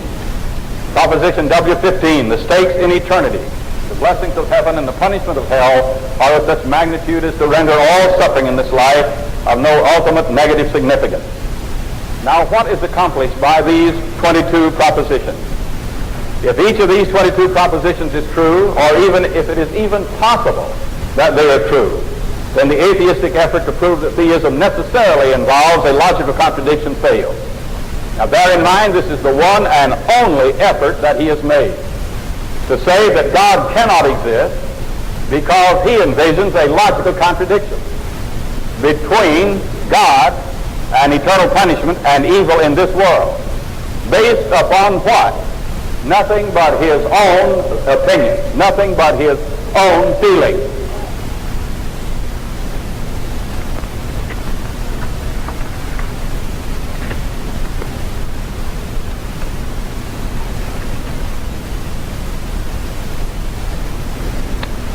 My good friend Dr. Warren's ranting attempt to associate me with communism and the Khmer Rouge is not worthy of a reply. I would want to mention, though, that he has made another error in tactics in mentioning the frightful events in Cambodia at all, since this is certainly grist for the atheist mill. Khmer Rouge, communists, atheists, or whatever they are at any rate, on Dr. Warren's principles or beliefs, God's creatures. Creatures whom God made in the full knowledge of what they would do. The main point in my argument this evening, to which Dr. Warren has paid, as you have seen, no attention whatsoever. I'll just use the last of the few minutes that I have here, not in saying any more about this, but in summarizing once more my defense of my proposition, which is that the God who is perfectly wise, perfectly knowing, powerful, and good, and also the custodian of hell, does not exist, or that I know this. My contention is that that is a contradiction. My proof of it is as follows, and the contradiction is as follows. By the way, I never asked Dr. Warren for contradictions in writing. I just wanted to state them, but never mind. Well, premise one. Good is an evaluating term. We use good to grade things. Second premise.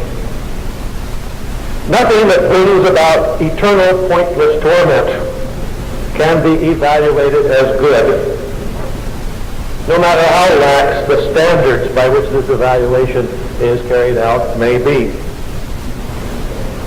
That's the second premise. The third premise is simply Dr. Warren's definition of God. A perfectly good being who inflicts eternal torment pointlessly. Well, inflicts eternal torments. Then I guess the fourth premise is mine, namely that these torments are pointless. So, if this were all written down, it would be clear. I think it should be even clearer as you listen to it. This description, good being who inflicts eternal torments, end quote, is a self-contradictory description. Therefore, by the logic that Dr. Warren and I both recognize, I think, being a self-contradictory description, it cannot apply to anything. Or, conclusion, in other words, no being fitting this description, or no Dr. Warren's God can possibly exist. I hope that my support of all these propositions there is sufficiently clear in your memory. Tomorrow night, I suppose we will be taking up the question of the eighth mother of the human baby and other such goodies. Thank you very much for your attention, and good night.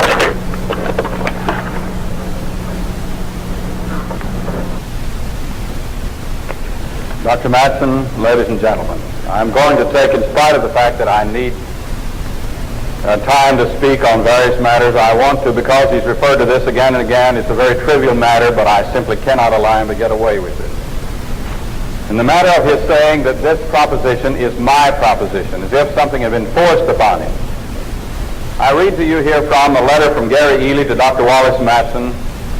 A contact was first made to me about this debate, said, will you meet Dr. Wallace Matson in debate on this question as you did Dr. Flew? And I said, yes. What proposition should be submitted? I said on the telephone, submit the same proposition that Dr. Flew and I discussed. And so, in writing to Dr. Matson, Mr. Ely said this, I am writing to inquire of your interest in participating in a philosophical colloquium on the question of the existence of God. What we're interested in primarily is a debate between yourself holding to the strict atheistic proposition, I know that God does not exist, and a qualified theistic philosopher holding to the strict theistic proposition, I know that God does exist. Those are exactly the propositions of the flu debate. You can see that Mr. Ely contacted Dr. Matson. Will you debate these propositions, the same proposition that Dr. Warren debated with Dr. Flu? Then he says, if the proposition is not suitable, please suggest an alternative. If you're interested, please advise. Here is Dr. Matson's reply. There is a difficulty. I do not claim to know that God does not exist. And he has that in quotes because that's the proposition. In other words, he's saying there's a difficulty with the proposition. My position is this: taking the word God to signify a unified being, distinct from nature, creating and controlling nature, and personal at least to the extent of having intentions that he, she, or it can express in a human language, I hold that A, the hypothesis of the existence of such a being is antecedently implausible, and B, no reasons known to me offered in support of the hypothesis suffice to make it plausible. If that is close enough to the strict atheistic proposition, for your purposes, it certainly rules out the God of the Nicene Creed. I might be interested in participating in your colloquium. So, in an effort to try to satisfy Dr. Matson, the suggestion was then made to him and to me that we discuss this proposition. Dr. Matson, is the matter now clear in your mind that it was instigated because of your objection to the flu proposition and not because of mine? Now we were treated in the last 5 minutes to simply the same statement over and over. There has nothing been said by Dr. Matson but this: God is perfectly wise, God is infinite in power, but he cannot be good because anything that brings about eternal punishment cannot be good. Why? Because Wallace Matson says so. He says it doesn't matter what basis you have for alleging that. You just know that it's the case. Friends, that's nothing in the world but a subjective opinion. Let's look at chart 36U9, which is the counter-element of mine of the basic affirmation of theism. I've been explaining to you now the propositions that are involved in the total picture of the argument from evil. Dr. Matson has not taken these up in a systematic way. He's jumped here and there, and now and again would tell you you can just see that it's evil. And he cannot disassociate himself from the Khmer Rouge. He cannot disassociate himself from their basic atheistic doctrine. And the fact that they are creatures of God means only that if they live in disobedience to God, then they will be lost. But they have the opportunity of being saved just as does everyone else. Let us notice down at the bottom of the page, since we have so little time, if atheism is true, then subjectivity is true. If there is no God, then we're all here by accident, just sheer chance. Non-living matter, then living matter. Dr. Matson said it couldn't come about by spontaneous generation. No wonder he doesn't want to talk about evolution. But if that's all we are, then subjectivity is true. That means your opinion is as good as mine, mine's as good as yours. You can contradict me, I can contradict you, and you'd have to say we're both right. If subjectivity is true, then one can say murder is right and the other can say murder is wrong, but it's false to say that murder is right and murder is wrong. That's a logical contradiction. The law of contradiction itself says it's false to say that the same proposition is both true and false. Therefore, by modus tollens, we have a deduction from propositions 2 and 3, which brings us to the point that subjectivity is false. Then from 1 and 4, if subjectivity is false and it is implied by atheism, then atheism itself is false. Now I have shown that theism is true. I have shown that atheism is false. Thank you very much. For watching this video. If you like this content and if you want to see more of it, please leave a like on the video and be sure to leave a comment underneath telling us what you thought about the video. And please subscribe to our channel for more content like this. Alright, I hope everyone has a great day.